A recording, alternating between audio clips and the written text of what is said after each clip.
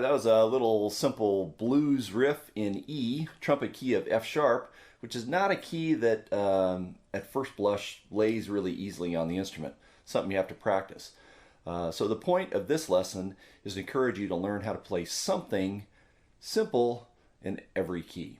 It's probably not realistic to be able to expect to play all your hot licks and all your runs equally well in every key, simply because due to limitations of each instrument, certain things are going to lay better than others.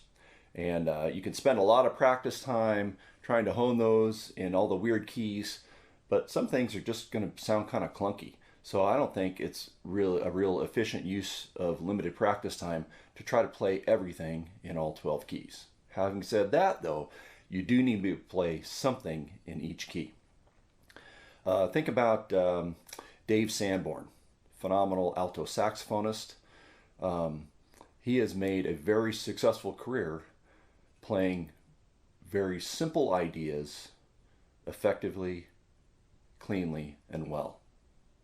Now, when I say simple, I don't necessarily mean easy, because it's not easy to pop out all those high notes he does in tune, in time, at the appropriate place.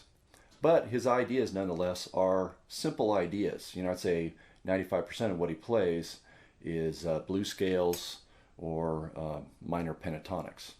That's really kind of unfortunate. That's a style of music he plays. But I say it's unfortunate because he is a monster alto saxophonist, and none of us will ever get to hear the full extent of what he can do on that instrument. But hey, he's made a very successful career out of that because he can play that simple bluesy stuff accurately and play it well and appropriately, and on the right, he makes judicious choices about when to play each thing. He's played with countless very successful pop and rock musicians throughout the globe. He's had a really great career, and he plays great music. So I would encourage you to think of in terms of the kind of stuff he plays and be able to play something like that in each key. Because if you're in a wedding band and the singer calls, say, I don't know, Mustang Sally, they say, I want to play this in D flat. Like, what? Okay. Well, if you can't play something in that key on trumpet, if they turn to you and point to you for a solo, then you're not going to be able to solo again on that. They're going to say, oh, geez, that guy sounds terrible. Because the audience, they don't care what the key of the tune is. All they want to hear is a decent solo with no clams, right? And if you can do that, tune after tune, regardless of what key you're in, then you'll be successful. Now, if you're primarily going to be playing jazz and bebop, bad news is, yeah, you do have to play a lot of really cool stuff in every key. If you're in a wedding band and you're playing,